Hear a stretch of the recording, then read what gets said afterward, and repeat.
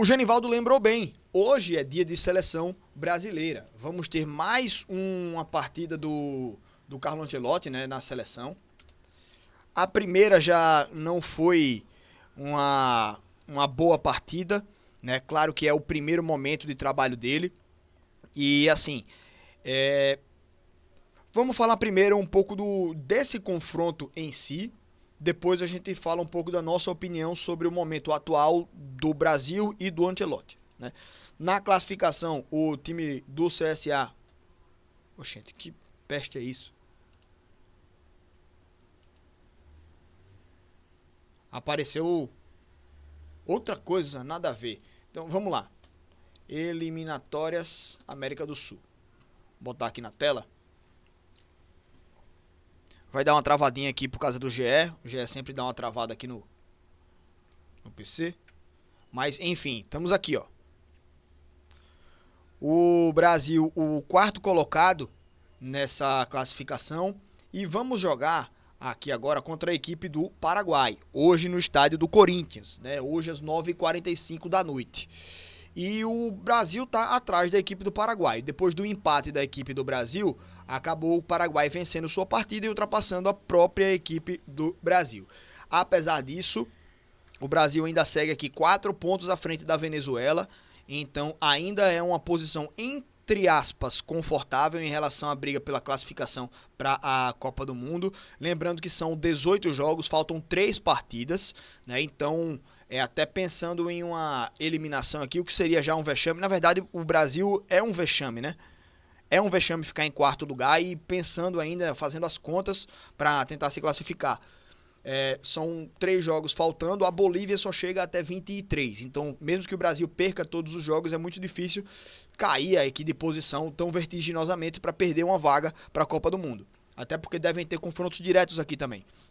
Mas, enfim, pensando também aqui na classificação, sem precisar de uma repescagem. A Venezuela tem 4 pontos atrás da equipe do Brasil. Claro que ainda tem a possibilidade de ultrapassar o time do Brasil aqui, mas a gente espera que o Brasil não precise se preocupar com isso.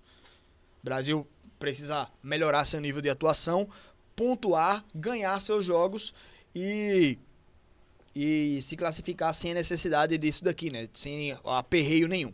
Essa é a responsabilidade e obrigação da seleção brasileira. Então, voltando a falar um pouco sobre esse jogo, jogando agora no Brasil, responsabilidade total da seleção brasileira de ganhar esse jogo, dar uma resposta para essa nova comissão técnica que está ainda conhecendo os jogadores, né? E assim, cara, falando sobre o Carlo Ancelotti, né?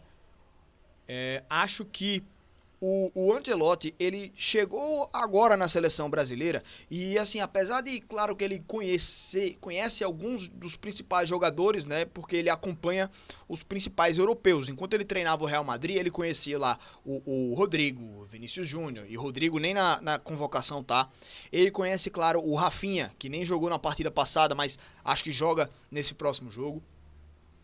Ele conhece o Rafinha porque tá no Barcelona, então era um rival direto dele, ele estava acompanhando. Ele conhece o Marquinhos porque é um zagueiro que há muito tempo está em alta aí no PSG. Ganhou a Champions agora, então ele conhece.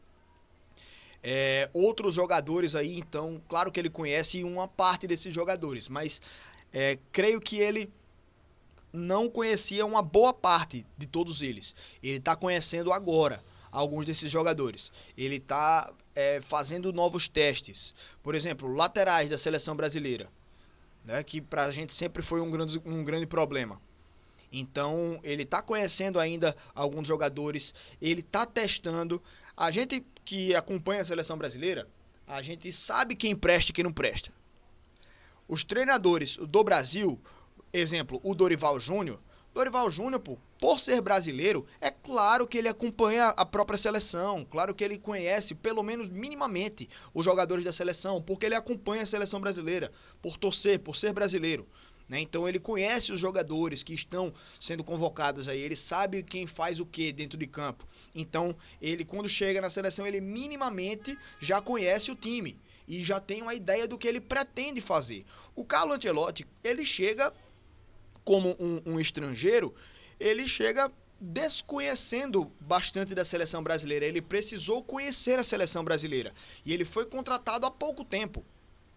né? Então ele não teve nem tanto tempo assim para estudar a seleção brasileira, como joga, como ele pretende jogar, quais os pontos altos que ele tem, quais os pontos chave que ele tem, quais as fraquezas que ele precisa trabalhar para melhorar. Então ele teve pouco tempo para entender isso. E é sempre muito do que eu falo. O Brasil vai amadurecer a sua convocação, vai amadurecer a sua escalação, porque o Ancelotti ele tá conhecendo seus jogadores. Então assim, ele fez testes agora nessa primeira partida, como por exemplo, botar o Casemiro de volta, e o Casemiro entregou bastante vontade, né? Mas eu não sei se para isso se vai ser suficiente para ele manter essa vaga.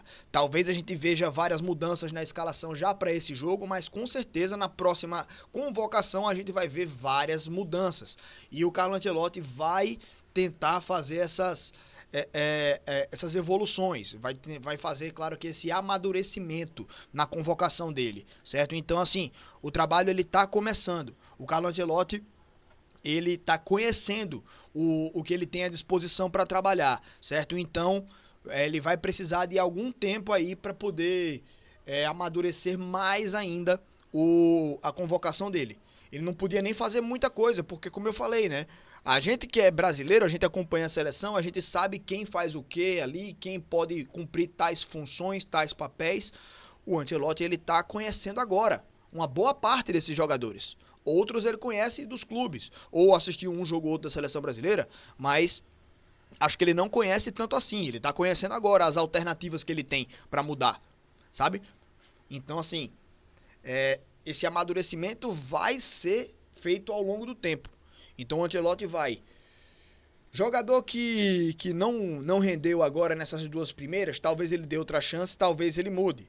Talvez ele vá tentando dar essa oxigenada e testando outras alternativas ao longo do tempo. Mas com certeza essa convocação do Ancelotti vai amadurecer ainda ao longo do tempo. Tá? Então tem muito disso aí também. E vamos ver. Né? Vamos ver.